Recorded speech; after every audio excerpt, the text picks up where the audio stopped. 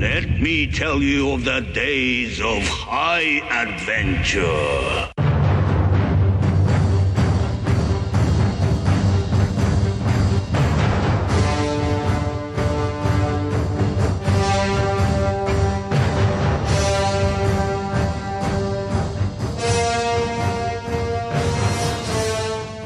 Hello, I'm Eric. And I'm Kevin. And this is 6 Degrees of Schwarzenegger, the podcast where we take a long, hard look at some of our favorite action movies from the era of Arnold. Schwarzenegger is the icon of the genre, and we're taking a deep dive into some of these 80s and 90s cult action movies and breaking them all the way down.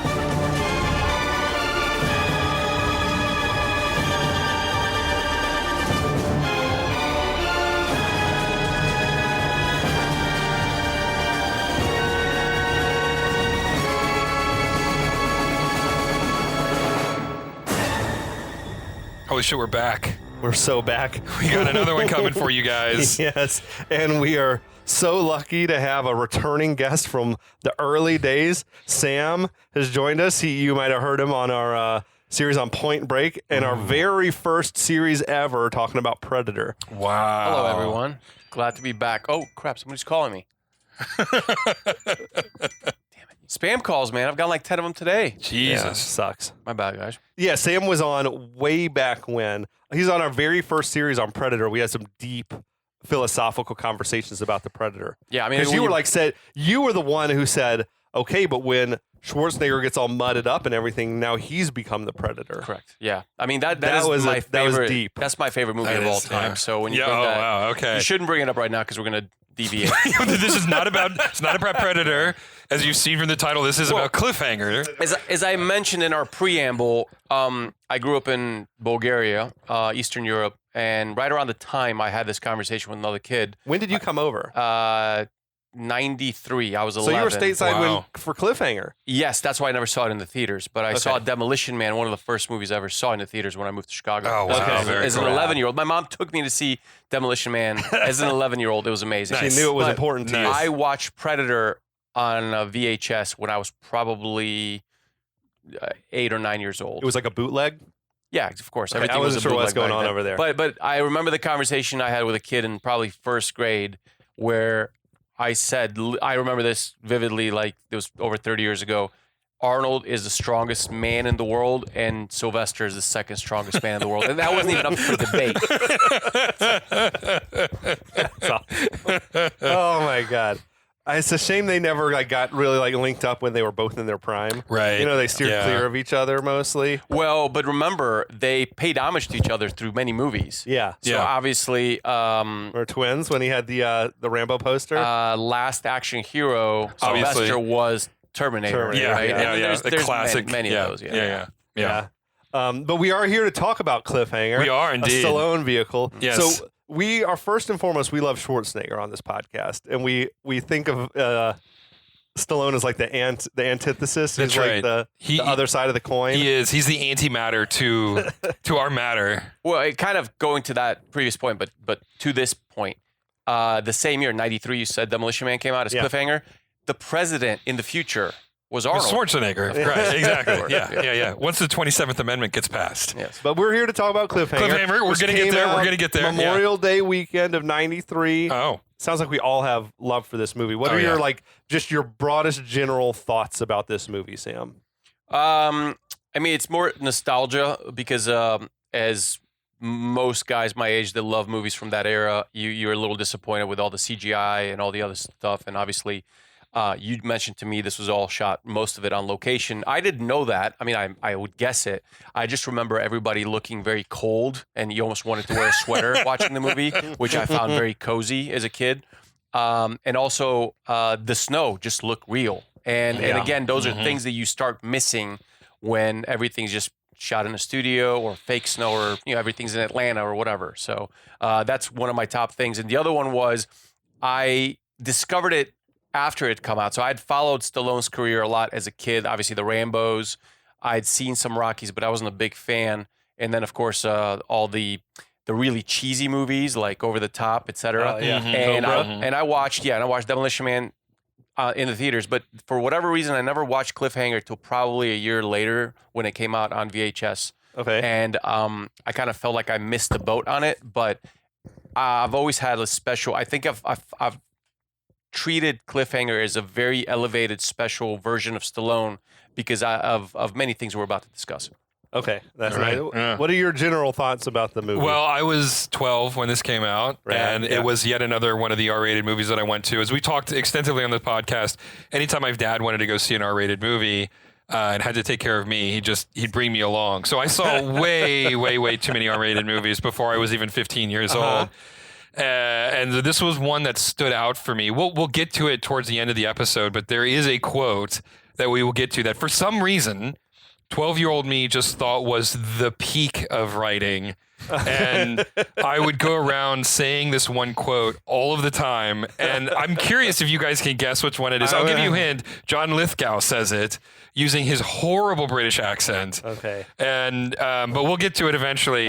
But I have a lot of fond memories. I mean, I watched this one probably not as much as Sam, but I've seen this one over 20 times for sure. Okay. I dug it. I really Yeah. dug it. Yeah.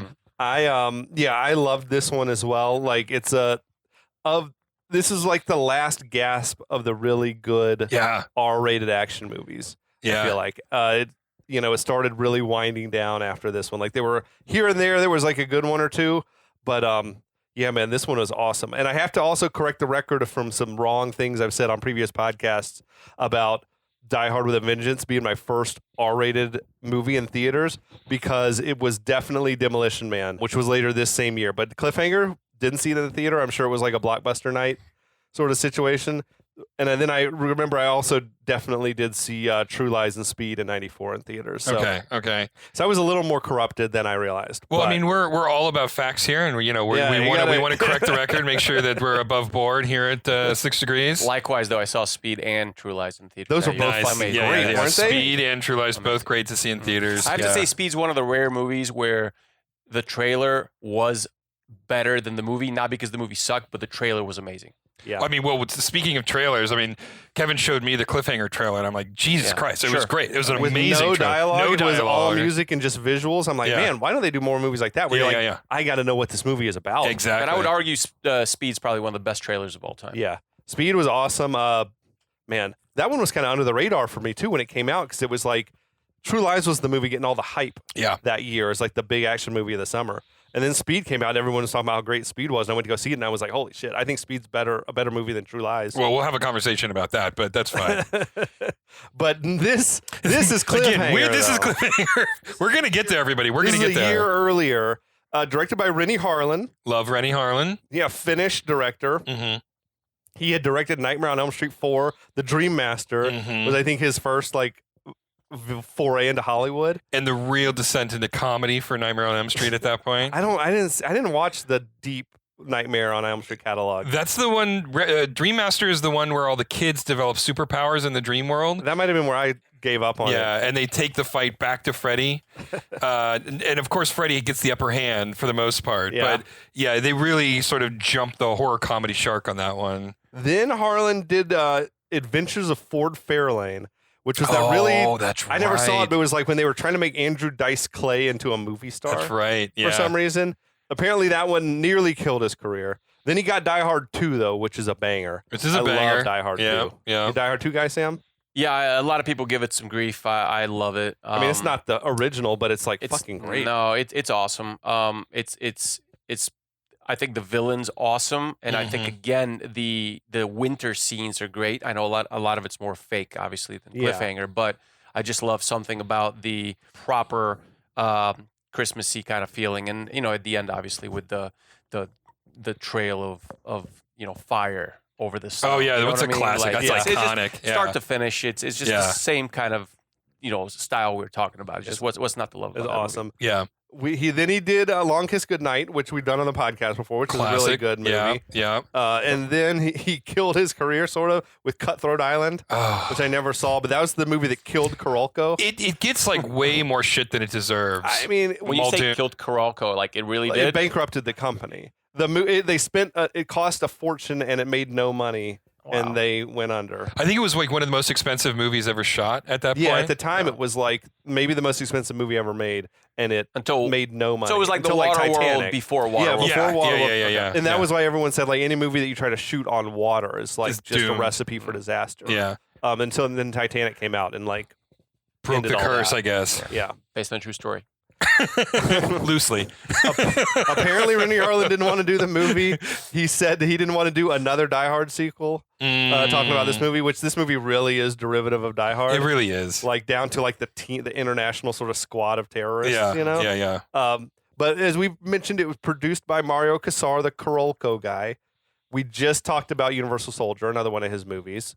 If I'm not mistaken, isn't the Silvestri the music? Does he do For Cliffhanger? this one? Yeah, who does this the music for the score? It was a dude named Trevor Jones, but there was a song that was playing in the movie that I was sure was music from Predator. Mhm. And I Googled it, and there's like a whole discussion online about it. And apparently they used a lot of Predator music as like the temp score. Okay. And they told the guy, Trevor Jones, give us something that kind of sounds like this. And he just totally scammed it. See, I've So- always thought it was the same. It was Silvestri, who also did Back to the Future. Yes, he did. Yeah, he So did. there's definitely a song when at some point later in the movie I'll mention it that I'm like, this is 100% from Predator. All right. I was apparently wrong because they changed a note or two, something like that. But this movie had a crazy writing history, which we Right. can get into maybe later at I'm the end or very something curious like that. about this. But it's a premise by John Long, Yes. screen story by a guy named Michael France, screenplay by France and Stallone, and then a couple of other dudes showed up and sued and said that the guy France stole their screenplay, and they also got like producer credits or Yeah. something as compensation. How did the movie do in box office? It ran way over budget, so it barely broke even in America, and it did really well in the rest of the world. So it made a ton of money. Got it. It made like $250 million. Wow, for back then. Wow, that's For great. like on a $70 million budget, I think. Because I it was believe supposed to have been $40 million. Predator made something like 80, which at the time was crazy. It was crazy. Yeah, And just 5 years later, boom. yeah. Or So 6 this years. one did really well. Has anybody ever seen Premise By before in a movie? Because No. that was a first for me. No, and I'm gonna. This is a teaser because I don't want to like bog Okay, us down too much yeah, before we yeah, get to yeah. the plot. But the real life thing that happened that inspired this screenplay is an amazing story that needs to actually be redone as its own movie. Okay. And that's your tease. Okay. for later. All right. But Looking forward to this it. screenplay though has Stallone's like fucking greasy fingerprints all over it, doesn't it? There's a lot of like bad one-liners. Yeah. I read some quote where someone said, "Oh yeah, like I had seen the original script and this one definitely had been Stallone-ized." They said, which means it was like full of dumb jokes and some bad dialogue. But cinematography, I'll have to mention, is this guy named Alex Thompson. He deserves a shout out because this flick is like a fucking technical achievement. Oh yeah. That they made this, like some of the shots that were accomplished. Are like, how the hell did they do that? It's like it would rival the Mission Impossible stuff. Agreed. Like some of the stunts that they managed to pull Agreed. off, like practically. The dude was an English cinematographer. He had some other big titles. He did Excalibur, the old Excalibur flick. Oh, the Liam Neeson The flick. Liam Neeson Oh, and wow. like, yeah, it was a good movie. He did Legend, Oh, okay. which looked spectacular. Yeah. He did like the Kenneth Branagh Hamlet. He also did Demolition Man, so he must have got along well with Stallone. And he did Raw Deal, this like awful Oh, God. Schwarzenegger flick. Was Love that it. Raw Deal?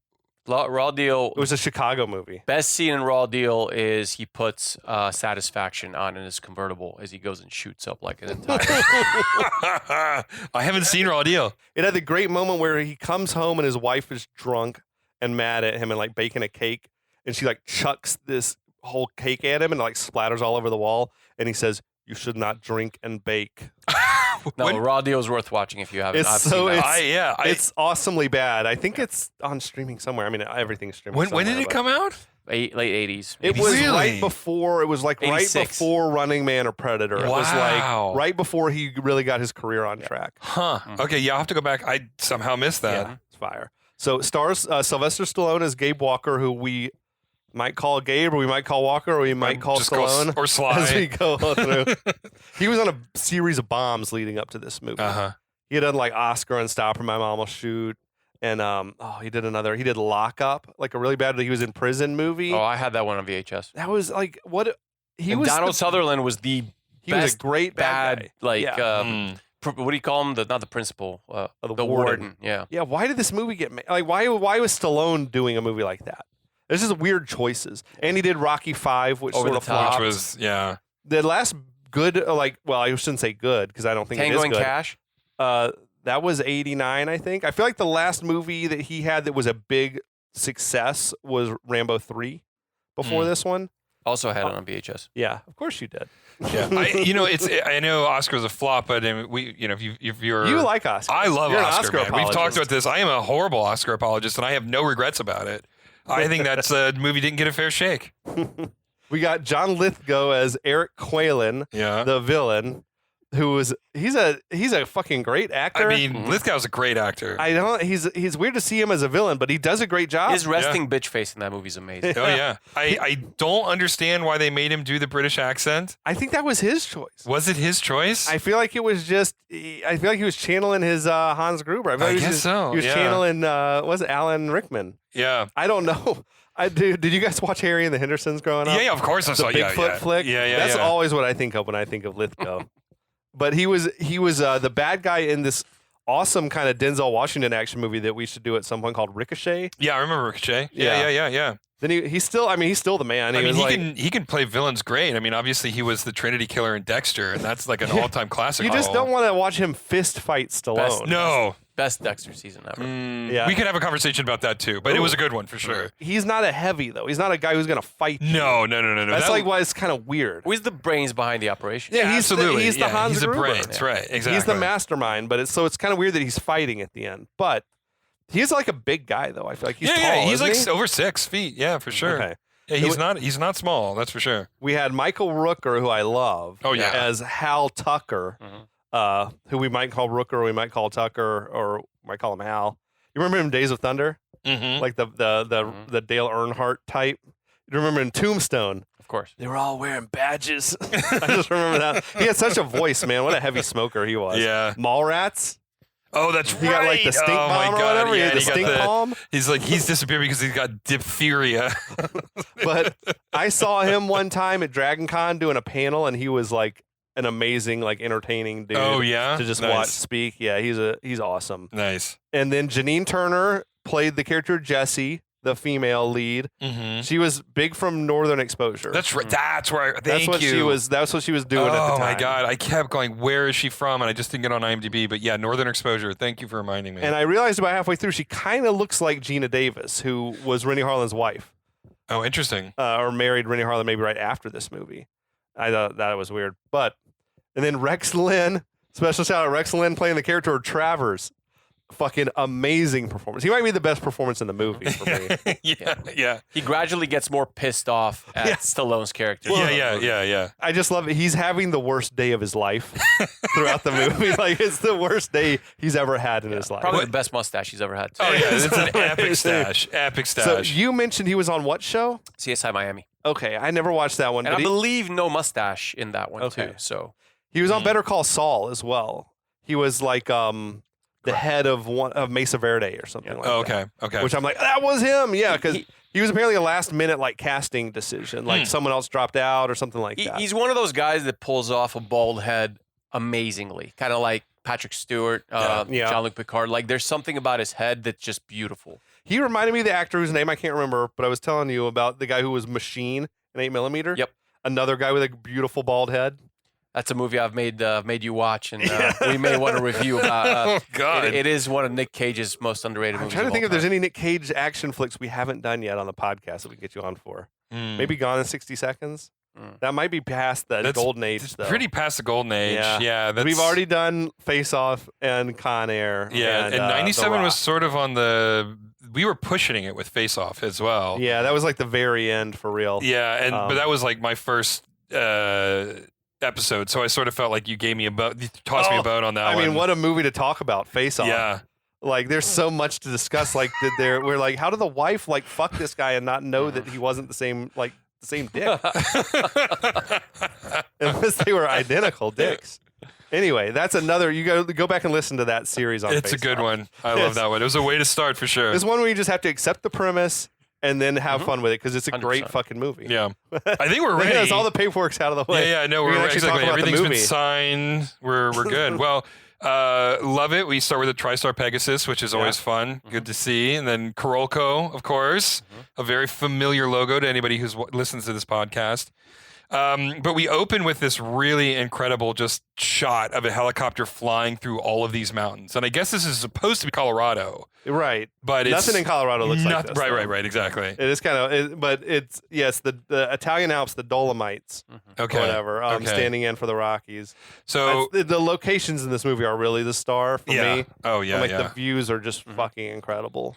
We see a climber hanging below like this. It's absolutely horizontal. He's free climbing too, basically. Yeah, And he there's nothing but air beneath him. And that shit was nuts. yeah, it was a great stunt. This is supposed to be Rocky Mountain National Park, and the person who is hanging from this rock face is supposed to be Gabe Walker, although both of those are stand-in for what the movie says that they are.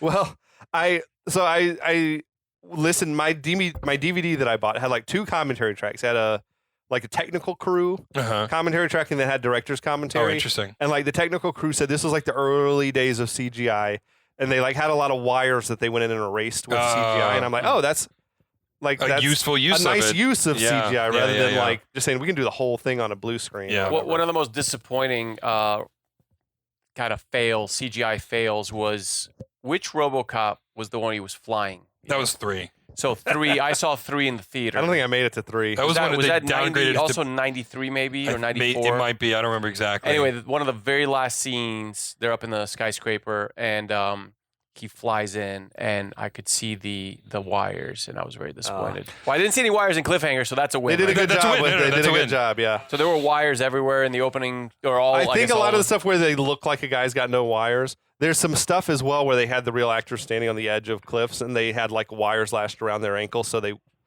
couldn't somehow accidentally fall off. Right. Like if they did fall a wire and catch them, but then they went in and erased them out.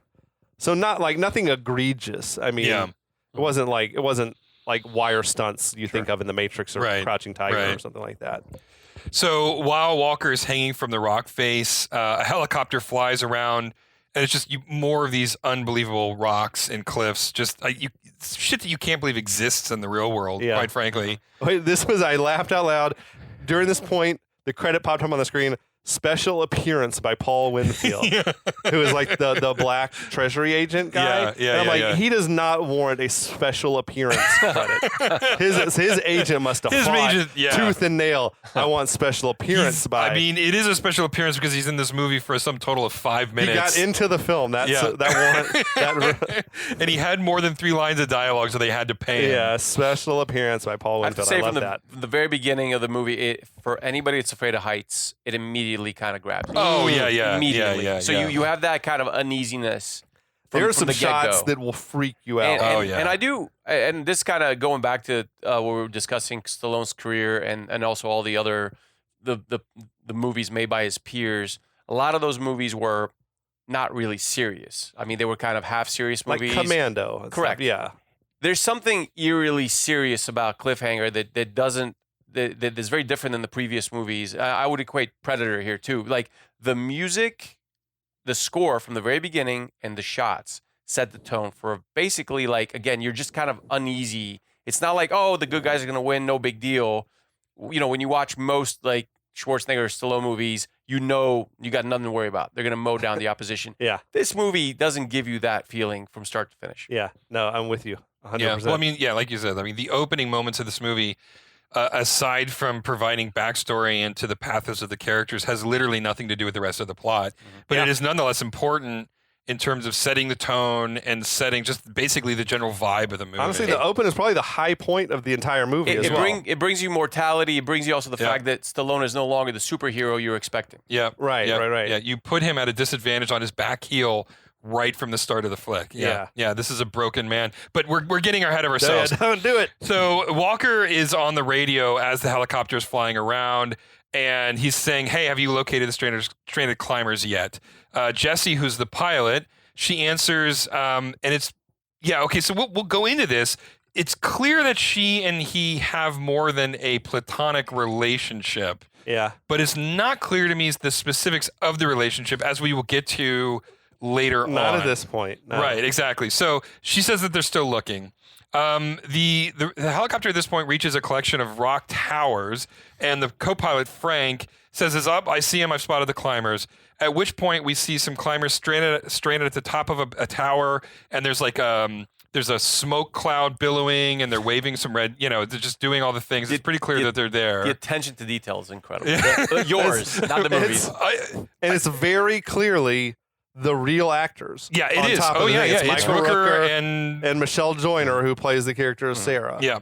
It's like, that's fucking nuts. Yeah, I mean, props to him for being ballsy enough to sit up there, even for a minute. Yeah. Like, They said they flew him in a helicopter, and they like put one of the little skids down on top, and they had other like stunt coordinators there who had like clipped him in, and they hopped off, and they said, "Sit down and don't fucking move." But they were like clipped in, and then they all disappeared from sight and what a moment. did the shot. I'm like, that's fucking crazy, Yeah. man. So that is nuts. this is Hal Tucker. He is also a Rocky Mountain National Park rescue climber. He was just doing like a recreational climb with his girlfriend Sarah, and then it turns out that he had trouble with his knee, and so he radios the helicopter to come up to rescue them. However, the helicopter goes back and is like, "Hey, the weather is too severe, the turbulence is too bad, so we can't use the winch to rescue you," which is what sets up the whole reason why this initial moment happens. It's right? kind of bullshit. Right, You have it to is. acknowledge that like the headquarters is calling and telling them the turbulence is too bad. Right, exactly. Like, are you gonna overrule the pilot? And so, right. I mean, I feel like the pilot is there. They're going to have a better sense of what's going on than some guy who's like 500 miles but away. It moves the plot along. It though. does, and it's necessary. So they're going to do a wire crossing instead, which is relevant. So Jesse radios to Walker that they found Hal and Sarah. Walker doesn't answer right away, and Jesse's immediately a little concerned. But then we see Walker, who's dangling from one hand under a ledge, and he goes, "I'm just hanging out, Jess," which has got to be a that's Stallone line. That's a good impression. It wasn't on purpose, but I'll take it. So is this does anybody know anything about rock climbing? Because this seems like a very bizarre way to go about rescuing stranded climbers. To send one rescuer free climbing up the side of a mountain and then also sending a helicopter. Like, is this believable or am I just... What? You're accurate as hell, man. I would say it would be reasonable, except that one of the stranded climbers is a professional rescue guy. Right, exactly. So they don't need Walker up there. No, not at all. They don't need Sly. Even with his bum knee, like, this guy knows... He can still help her get in her harness. Exactly. Yeah. Although, no, they could lower harnesses from the helicopter for him. Mm-hmm, I'm like, they may not have those harnesses on them. Even if the wind is too bad, I mean, lowering harnesses isn't putting anybody Yeah, at I don't know risk. why Stallone's even there, but I do think they would probably try to send a climber to assist, especially if someone was like injured. That seems possible, but the movie needs to happen, so he's there. And it's a really great effect, though, because the initial shot is clearly Stallone, and then the helicopter acts as sort of an organic wipe. And when it passes over, it's replaced with his stunt double. Who was a really good stunt double. Yeah, Like, and- he yeah. was a bulky, like, muscular dude. Yeah. But I mean, like, it was a great shot too, great transition. You wouldn't know it if That's you when the weren't ready camera for like it. moves up like to a straight looking Exactly. down. Yeah. And like you can see the people on the ledge, and it's like it took me a while to even spot that wipe. It was so good. Yeah, exactly. Yeah. On the commentary, Rennie Harlan was trying to talk like that was really Stallone, like doing like 1,000 feet up. Yeah. And I'm like, okay, and now I realize I gotta be real skeptical with what the hell this guy's saying on here. But it was one of the it was awesome movie magic and probably like one of the best shots of the whole movie. So Walker makes it up, and he like climbs up over the ledge where Hal and Sarah is stranded, and Hal like says, "Oh, my knee went out on me on the climb," and Walker's like, "Oh, you mean when you got it out of the hot tub?" Yeah. I remember when you twisted it, getting out of that hot tub. It was a great fucking line. And his girlfriend goes, "I thought it was an old war wound from Nam." And Stallone goes, "Really?" And I'm like, it was. In that point, it shocked me that I forgot that '93 was long enough ago that you could use Nam as a reference for a war room and it not feel completely anachronistic. Like, yeah, that these guys are like not so old. Yeah, that exactly. They could have been in NAMM or whatever. Right. It blew me away to hear that. And it's like, it just reminds me of back when Tony Stark was a veteran of the Vietnam War. And then, like, in the early 2000s, they retconned it to make him a veteran of the Afghanistan War. And it's weird how, anyway, whatever. It just struck me, that line of dialogue struck me as so anachronistic Stallone's now. probably what, in his 40s then? And He was, he was like 46. 20 years. Yeah, and he when you definitely was old, could have been old enough, and Rooker's probably about the same age. Yeah, exactly. The helicopter lowers a cable, and Walker grabs it and hammers it into the rock. And then he chit-chats, and he's trying to, like, calm Sarah down. There was that thing where he was standing with his toes hanging over the edge of the cliff. This stunt double they had for Stallone was such a good look-alike. They were cutting back and forth, like, between shots that were on a stage and, like, a fake little top of the tower, and then real shots on the tower with the guy, like, from behind. And, I mean, the dude, I never thought anything of it until I was really staring at it. I was like, I guess that's not Stallone, is it? But he really fucking looked like Stallone. If you're just watching, I mean, like, there have been fucking Mission Impossible movies where it's just like, that was clearly not Tom Cruise. Yeah. Although that's a rare thing to see. But, like, in particular, my favorites are always Steven Seagal's stunt doubles. Like 50 pounds lighter. Yeah, easily 50 pounds They lighter. also have a wig on. Yeah, always have a wig, yeah. So Walker's like, you know, he suggests that maybe Sarah take off and, you know, we'll leave Hall in the tower and we'll go without him. And they get the playful banter, you know, trying to cut the tension. They clip the wire to the anchor and the helicopter sits down on another nearby tower, which it's just like, it's how fortunate that this other tower is big enough to land an entire helicopter on. Well, they had to build a platform on top of that tower to land it on something level. Yeah, exactly. But that was another like crazy camera shot with like a 360 and like you're like, they're really landing a helicopter, like they're really flying helicopters and landing them on doing this shit with real people up on the towers. It's unbelievable. Yeah. They're bantering about that they're 4,000 feet above the ground, right? Which is, of course, obviously layered in to raise the stakes, to give you a sense of how high it is.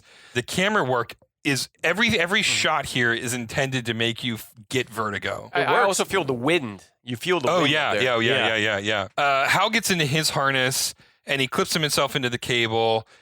More banter. Did the banter bother you? No, Did not it really. seem like they're too calm? I mean, or was he just trying to calm her down? Totally trying to calm her down. Okay. And especially, obviously, scaring the shit out of her. Oh, yeah. I mean, but I don't, for me, I think it probably, especially with Walker, given that he had literally just free climbed with no safety harness up to the top of this thing. Like, death is not a thing that this guy is really worried about. Yeah, right. So, and he, so Hal says not to be scared. The cable crossing is simple. I've done it 100 times. She nods pretty nervously. So I want to take a moment here because this was an advanced climb. There's no way to get up there. Yeah. Yeah. This is not a casual climb. You're right. To take her up there is fucking insane. Yeah. Right. And so, like, if she's even capable of doing it. Why would she agree to do this in the first place? Because he told her it was better than sex. Yeah, well, I mean, that's okay. Fair enough. Yeah. Also, another thing that kind of raises the stakes is you hear the echoes. Yeah. Oh, yeah. The sound design was good. Yeah. That was like no short distance. No. The cable was like 100 yards, it seemed like. It was easily far. Yeah. As Hal's getting ready, he's like, Walker tells him to pick up the pace. He goes, "Excuse me, Captain Hot Tub?" I do love that. Yeah. Captain Hot Tub was nice. They laugh, and then all of a sudden Hal feels like he's falling backwards, but then he's caught, and he just slides out on the cable, and he's fine. He's laughing. And his poor girlfriend is like terrified at this point. I'm like, man, you are a douchebag. He was totally playing a prank. Oh, that was a dick move. Oh, it was a total dick move. And that was fucking really Michael Rooker out there on that line they had rigged up. Wow. Between that I those did not towers. know. Jeez. Like, it's unbelievable to me. They were saying on the, I was reading shit where they were saying that, like, Rooker was having the time of his life, and they had another, like a footbridge thing also rigged up there, but that Rooker would, like, just clip onto the line and, like, just was using the line to pass back and forth. Like, damn, all the time. That's crazy. And I was like, fucking guy's a maniac. But yeah. I could never do that. Oh my God, heights are not my thing, man. I mean, I'm okay with heights, but not great with heights. I certainly couldn't do something like that. Like, not in a million years. But Walker goes, "That's great, Hal. That really inspires confidence." Like, yeah, no, for sure. Like, thank you for stating the obvious. Hal begins pulling himself hand over hand across the cable like it's nothing. Like he's done this like literally 100 times, right? Yeah, It's just he doesn't even think about it. Walker, meanwhile, is still trying to calm Sarah's nerves. And then Walker asks the obvious question, how did you get this clown to convince you to climb the tower? And Sarah goes, he said it was better than sex. And Walker goes, really? Which I think is a fair response. Yeah. Walker then attaches her harness to the cable. And I thought this was really, I don't know, there was something like effortless, but also serious about it. You feel safe in that moment. You can see him and he feels competent putting all of this stuff together. Sure, yeah. You're like, oh, okay, she's going to be fine, right? And I also think that it serves the purpose of establishing that Walker is a pro, and what is about to happen is not his fault, right? Yeah, like I yeah. feel like they really, really did that. So he finishes attaching her, and he says, "Are you ready for the best ride in the park?" And she goes, "Give me a second, and I'll let you know." And then she nervously looks over at Hal, and then he finally makes it to the other side, and Sarah's just like relieved that he's over there. Yeah, right. So she keeps chattering off, trying to stall. She's really, really nervous about what's going on. And then she thanks Walker finally, like it's time to go. She can't stall anymore. Gives him a peck on the lips. and Walker goes, "Did you see that?" You know, he's taunting Hal a little bit. Dude, So this Michelle Joyner, first of all, she was super cute. super cute. Agreed. But second of all, agreed.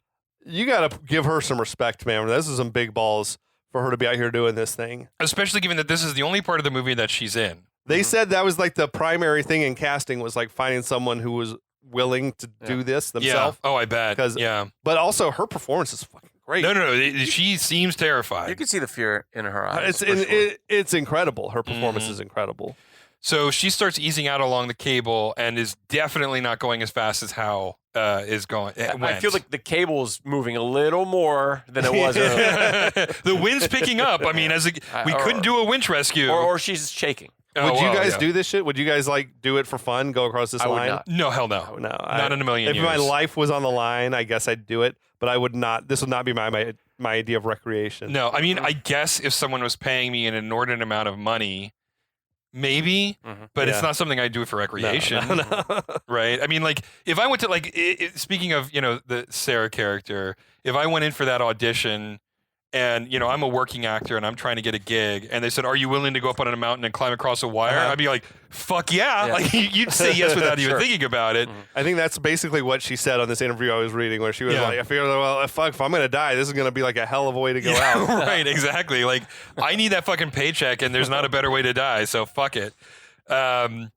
So Walker tells her not to look down, but of course that immediately she looks down, like because that's what you're supposed That would to do. be me. Yeah. oh, Oh, shit. that was a mistake. He keeps trying to give her encouragement, and she's slowly pulling her way across the rope. At which point, we get an extreme close-up on this plastic clip that begins to crack.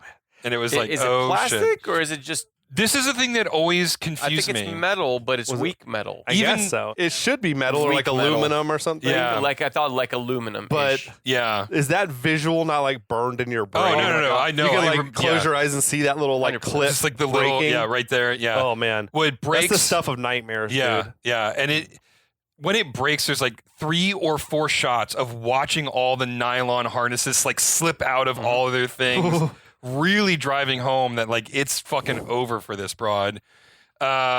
And she then slips out of the harness and like slides down it, but then manages to grab herself on what's left of the harness before she falls to the ground. That was really Michelle Joyner Really? dangling off that thing. The actress, like they had her on Jesus another Christ. little rig under her jacket Wow. or something, and a wire that was like lowering her down off the other wire. I'm like, this is fucking nuts. Wow. That The fact is they would do that is crazy. fucking insane. No, they would Because there's definitely like not happen close-ups of today. her where you can really see the background. And you're Yeah. like, oh, this is really real. Wow. Wow. That's insane to me. It's a sin there's not like more behind the scenes yeah. stuff for this movie. I'm like, how the hell did they do this? Yeah. Because I want to watch like an hour-long documentary just on this opening sequence. I never knew it was all like done. I think the For only thing real. that was not her is the moment that she like falls. It was Yeah. a stunt woman Mhm. on like a descender that like lowered her like 100 feet down, and then a dummy like for the other For sure. for the last bit. for the last bits Yeah. of like the Yeah. body falling. But we see that the little clip has caught in the carabiner, and that's the only thing keeping her How from amazing falling. is that too? Jesus like because you're Christ. like, this ain't gonna last very No, long. no, you got seconds at this point.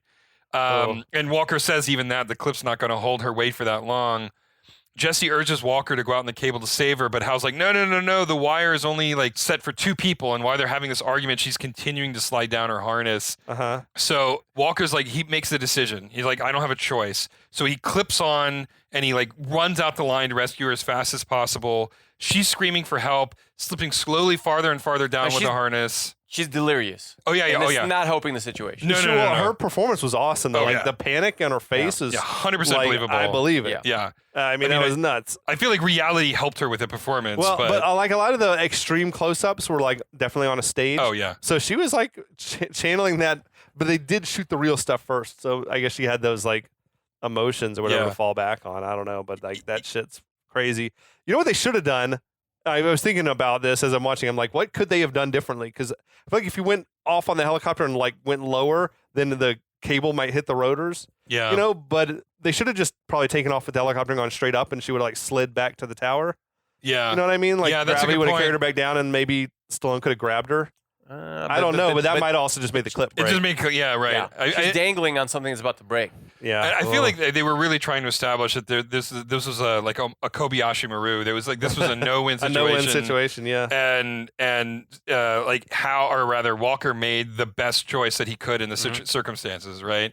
While he's crawling across the line, he's like, it's breaking, she's losing it. And then before she falls, we cut to like a stuffed animal that we see it. It's on her backpack if you're paying attention. It's always on her backpack. They don't ever establish the stuffed animal, explain why it's there, explain its significance. It was there just to fall. It was just there to fall and like sort of foreshadow what's happening. And my girlfriend said maybe it's like sort of referencing like a loss of innocence in this moment. And I'm like, maybe. That's definitely reasonable. I don't know if they were thinking that hard, but sure. I mean, it was like it was a weird pause in the well, she tension. sort of screamed like, no! No, I didn't hear when that. It fell, where it's like, the stuffed animal? Really? Okay.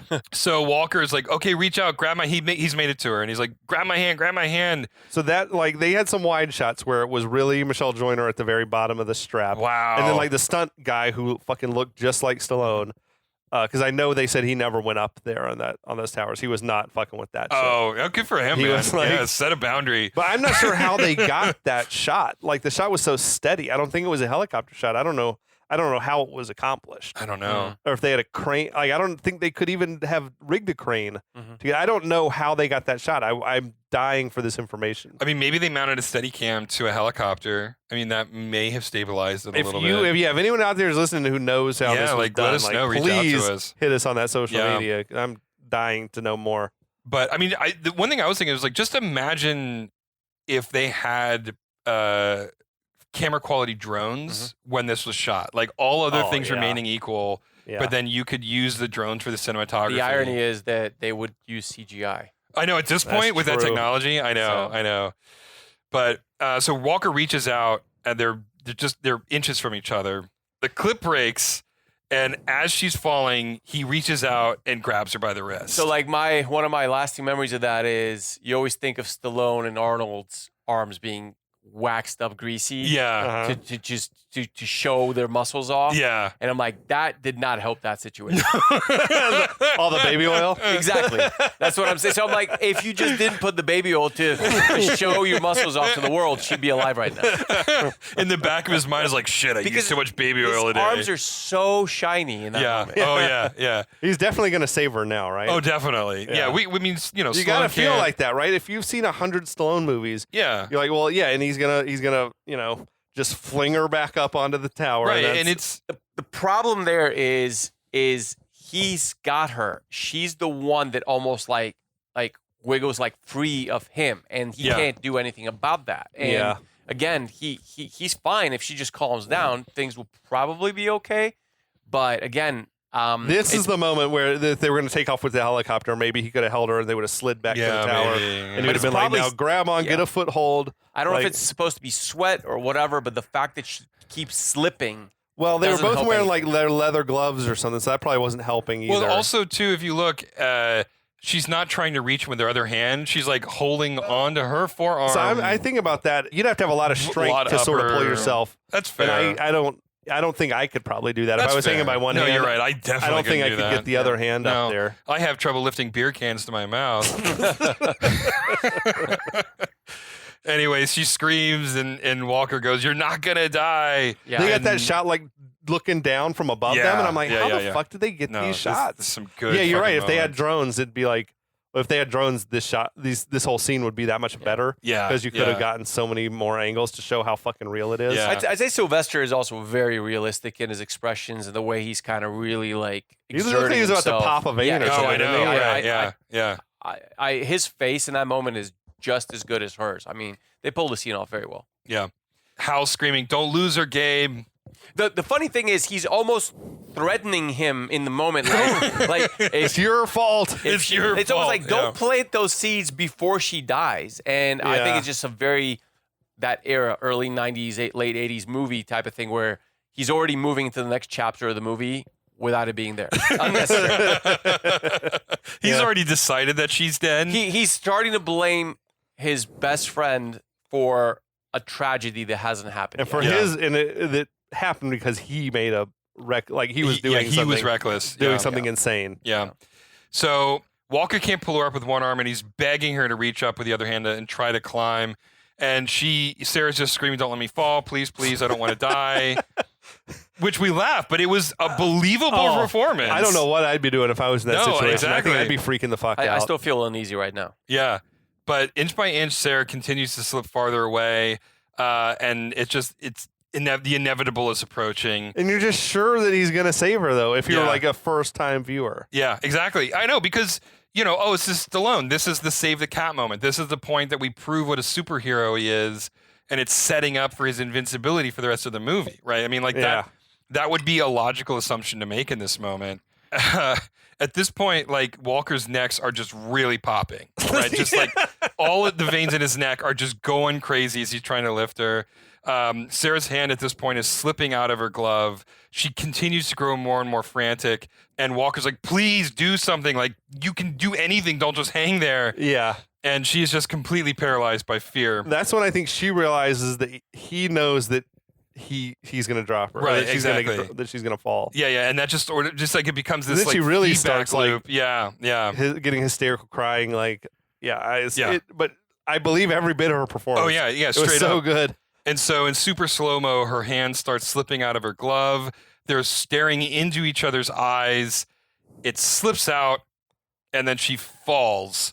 And Walker, like, is just screaming in agony. And she's just falling and falling and falling, screaming the whole way down. Very similar shot to Gruber going down. Yeah. The thing that it caught me when I was watching this, and I was like, yeah, 100%. What is she screaming as she's falling down? Was it Gabe? No. I thought it was Gabe. I heard her screaming no. Okay. And I'm like, that is exactly what I would be screaming. No. He's like, it's all your fault. Yeah. So once she is dead and on the ground, a puddle of goo, it cuts back up to Hal, and he's just got like the "I hate you for the rest of existence" look. Yeah, I'm never gonna forgive you Right, for this. exactly. So in a weird transition, cut to U.S. Treasury of Denver 8 months later. Hold on, we got to talk about the opening though. Yeah. Has there been a better opening to a movie than that? I mean, again, Ace Ventura 2 paid homage to it. yeah. And you said it was I believe it was a raccoon. it was raccoon, yeah. Yeah. Did he lose the raccoon? I think he I'm did lose it. pretty sure it's the same thing because the Because movie. that's when he went with the to Tibet or whatever. the priests and stuff. Yeah. Okay. Yeah. That was why he quit pet detectiving. Yeah. Is because he lost the raccoon. Yeah. So I gotta find that and watch that. Oh yeah. I don't think I've seen it. All I remember is him like getting birthed out of that rhino or Oh, yeah, elephant I mean, or whatever that's it was. really the only thing anybody really remembers about that movie. Dude, but seriously, like I can't think of a opening for an action movie that's more intense than No. that. It Maybe was like some Bond. yeah. We talked about maybe some Bond movies. Yeah. The opening to Casino Royale was Mhm, fucking crazy when they were running around on those cranes and everything like that. But I mean, for this type of action movie, like the hard R action movie, I can't think of an opening that was more intense than this. But if you add all those actors from that era, usually it's guns, right, or car chases, Yeah. and Yeah. there's nothing like this. There's nothing. It was because it wasn't like violent. It wasn't like violence being done. It was Right. like something that could feel more realistic. I Yeah. guess. So yeah, I agree, and it's intimate, more intimate too than a lot of those opening sequences. So even with a lot of action movies, they're a lot more impersonal than this. Like I mean, even with Casino Royale, Daniel Craig, it's the first time we've seen him as Bond, so we don't have any rapport with him. We don't know why he's chasing this guy, and so while the tension is high, it's kind of impersonal. But all of the characters that we've seen in the beginning of this movie, we know at this point they've bantered. We have backstory for all of them. None of these are strangers. Everything that happens to these people are characters that we know at this point and at least have a cursory investment in, right? So it's very different than a lot of openings. Yeah, you're right. Like most of the characters in Sylvester Stallone or Arnold Schwarzenegger movies, they don't bond the way Right. that these guys bond within the first 5-10 minutes of the Yeah, movie. yeah, absolutely. Yeah, yeah. Okay, So- sorry, I got No, this that's bogged fine. down. No. We're gonna, we'll listeners, we'll try to pick up the pace. Oh, Well, wait, no, wait, wait. but honestly, like this scene is what most people remember from the Yeah. movie, so that's why it does require extra time Yeah. because most people remember this scene. Oh yeah. Even though I'm a fan of the movie, this is it, right? From Yeah. that point on, there's some. This and the next action sequence, it's risky to shoot your wad in the Oh, first yeah. like 30 minutes of the movie. Correct. Like it's never going to get better than this. Right. It's a risky thing to do, but like you could never watch this opening and say like, I'm not intrigued by Correct. what's going to happen Correct. next. Well, I mean, like with this sequence and then the next action sequence, you build so much goodwill in the audience. They forgive so much for the rest of the movie at that point. Yeah. And the closing scene of the movie was also epic. So. Oh yeah, Yeah. absolutely. So we're 8 months later. We're nowhere near what had happened before. We're at the U.S. Treasury Building in Denver.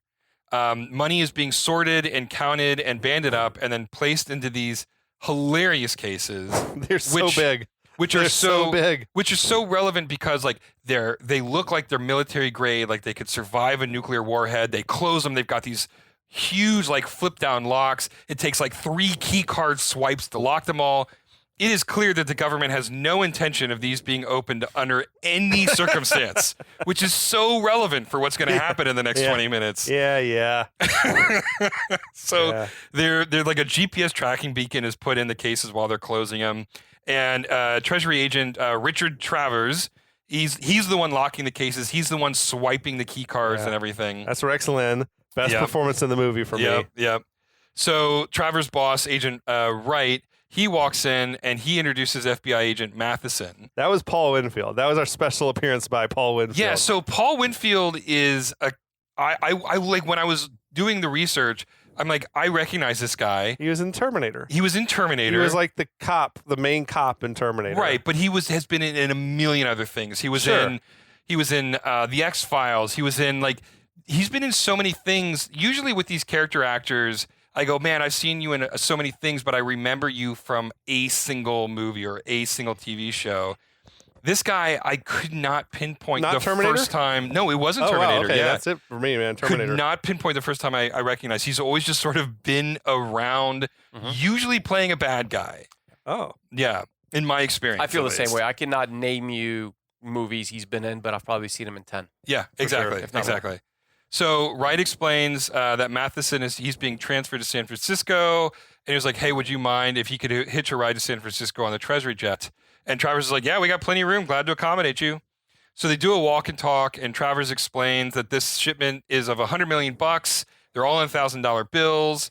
It's the most protected shipment they make, and it's also the most useless. It's so protected, they're going to let this unvetted person on the Right, plane. exactly. Oh, always. Yeah, they always do that. Dude, I did the math. If it was $100 million, even in $1,000 bills, those cases would weigh like 100 pounds a piece. God. Like, it's just something to think about later when they're just sort of slinging them around. Yeah. I'm like, that shit would not be light. Anyway. So yeah, no, exactly. So Travers says that like the $1,000 bills, they're not in circulation and they're only used for international banking exchanges. Matheson asks, like, then so why are these shipments made through the air? And Wright explains that, like, look, trucks can be hijacked, trains can be derailed, but nothing can touch us in the air, which is like fucking famous last words. Yeah. So Travers is like, look, I haven't lost $1 in 12 years, and I'm not going to let Wright jinx me right now. And Wright says that the Treasury has the most superstitious and paranoid agents in the game. And Travers goes like, we should be. Everyone wants what we have. That's a good line. It is a good line. We already can see where this is heading. Oh, yeah. Well, no, I mean, like, obviously, like, well, that money's going to get stolen. It's a super economical little scene because it's like 2 minutes long. Yeah. And they give you a lot of info. And it also gives you a break from what had happened. I mean, like, the previous scene was so high tension. Catch your breath a little. So high stakes, right? Like, a little exposition is kind of what the doctor ordered right now. So we cut back to Walker. He's driving through the mountains, and he's driving in this like bitchin' ass old Land Rover. Back when they were like weren't corporate, and they were actually like still cool looking. Car. Yeah. So he drives past a gas station and a couple of like great jacket. Oh yeah, Awesome. yeah, fucking epic jacket. Slides jacket. Yeah. And we just drive past these two hilariously fucking stereotypical extreme dudes. And they're still wearing their 80s neon colored shit, but they're speaking in early 90s like hip lingo. Dude, they reminded me, Sam, of like the stoner dudes on the beach in Point Break. Yeah. Like, yeah. Dude, was this fucking narco entrapment or what? Like I like to imagine it was like literally the same characters. Like it's a shared universe. Dude, cut my hair. It was like because it was a blonde dude and a redheaded dude. It was like I feel like it was the same dudes. That's hilarious. So they call out to him, but he drives past. I don't know why they thought calling out to him as he's speeding along. I love that you even bring the scene up. Like it's irrelevant. It's totally irrelevant. It's relevant for what happens later, though. I do like the dudes. I like those dudes. Their car was sweet too. The Jeep. Yeah, it was good. What I did love is before they like drive off, they run and cross in front of each other to get into the vehicle. They did, yeah. So anyway, so they start driving after him. They chase after him, like weaving on the road, and Walker sees him in his rearview mirror. He's like, "What the fuck is going on?" He almost swerves off the road, but like he like settles, and they pull up next to him, and he recognizes them, and he's actually kind of happy to see who they are. They like start yelling at each other across, talking about like, "Hey, where has he been? Oh, I've been in Denver." Like, "Hey, we're gonna go do a base jump. You want to come along?" And he says like, "Nah, but be careful. It looks like a storm is brewing." I like the thing when he's like, I've been working in Denver, and they're like, "Dude, I hate work, even when somebody else is doing it." It's a great line. Yeah, it's a good line. What I do appreciate about your podcast is like I omitted this scene from my memory. And I'm like, Is it there's back no way now? where, yes, it is, of course. But I'm like, why would we even discuss it to the detail? And it's amazing. No, these two dudes were like if Mountain Dew was a person. Like it would be these two kids. Well, which man. one of them is Mountain Dew and which one of them is Baja Blast? Baja Blast. though? They're no Slim Jims. Yeah. This guy's Slim Jims, and I'm Mountain Dew. So when Walker tells them, "Hey, a storm is brewing," they go, "We like it extreme." We like it extreme. So they peel off and they turn around and go back the way they came, and Walker just continues on his merry way. He seemed he was like acting a little bit. He seemed a little like rattled by the encounter. It just was hilarious to me that in that entire drive, thank God that another car wasn't like driving up. Yeah. Because Walker was on the wrong side of the road at this point. For a minute. Yeah, for a while. So now we're at a beautiful little cabin at the foot of the mountains, and Jesse is brushing this beautiful horse. Love the horse. And then Walker shows up. He pulls in, he hops out, and he asks her what she's doing. She is not happy to see him. And I love this too, because it's the only time in the movie she does it. Hello, Gabriel. Gabriel, yeah, exactly. It's like a dark cloud is like over his head as he's walking. Oh, Just yeah. The guilt and the weight. I mean, it's pretty evident. Yeah, This is the first look we got at her haircut, which was questionable. That little short pixie Not a cut. fan of but the man, pixie she cut. was a gorgeous woman. Good looking woman, not a fan of the cut. But that's the same haircut she had in Northern Exposure, Was too. it? Yeah. Okay, fair. But my question is why no empathy towards him from anybody? Well, from her, I think it's because they were like in a relationship, Yeah. and he left. That's why she's He left without even saying goodbye. It sounds like he just ran away. Yeah, and this is why I wanted to come back to what the nature of their relationship is because he looks like he has a wedding ring on He his definitely finger. was wearing a wedding ring. I think they said it was one of those like, oops, we didn't realize that your hand was going to be in any of these shots, and then they filmed it, and then oops. Okay, all right, okay. But I think it was weird, but it was very noticeable. He's clearly wearing a very wedding noticeable. ring. Yeah. Okay. Yeah, so that made it like, okay, so maybe their flirtatiousness and the It previous was a promise ring. yeah. They haven't even kissed yet. yeah. They're saving themselves for marriage. Yeah, right, exactly. He did a crazy fucking thing where he was like, "Oh, you got a new horse." And then he walked around like behind the horse and smacked it on the ass when he was walking behind it. I'm like, dude, that seems pretty dangerous. That's how I don't you know. fucking don't get kicked, The horse dude. doesn't. You just said you don't like this. You don't know this horse. Like, yeah, you get the shit kicked out of you, man. Jesse asks him where he's been, and he says, I've been away working. And he just said, look, I needed to leave after Sarah's funeral. My question is doing what? You're a mountain rescue Working? guy. So you're not driving an Uber. Like, what the fuck are you doing? I found a script Okay. online, and it was a good thing they cut it out because he was working as like a window washer, like hanging off the side of buildings, washing windows in Denver. That was what was in the script. It's like, you don't need that. You don't even need to show that. That was a good choice. It's better to cut it out. That was a good man. choice. He was given the same, like the sad Stallone performance that he gives like in numerous Rocky movies. Yeah, You know, like after Mickey dies and he's just sort of moping around after Apollo. Yeah. So Jesse says to him, believe me, a lot of us wanted to leave, but you know what? We stayed. And it's actually like a good scene. Yeah. It's well written and pretty well acted scene, to be honest. Definitely wasn't Stallone-ified. Walker goes, a lot of things fell apart on that ledge. And Jesse asks him, just like, why can't you just accept that you did everything you could to save Sarah? Mm-hmm. He says, like, you know what? Maybe I panicked and I made the wrong decision. And she's like, you were literally the only person on that mountain who didn't panic. Yeah. Like, quit hoarding all the guilt. And I thought that was a great moment. Like, it is.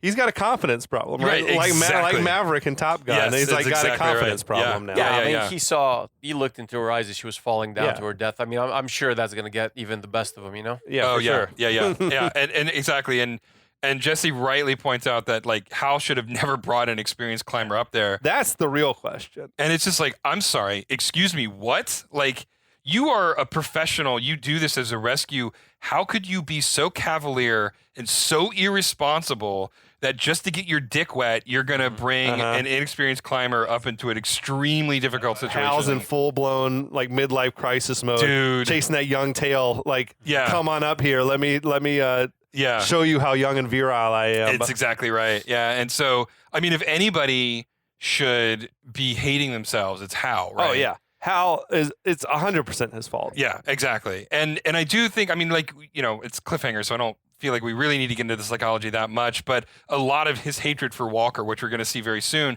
is almost certainly projection. Oh, he hates himself. He hates himself, right? shit. Exactly. And Okay. he can't accept it, so he projects it onto Walker, Okay. right?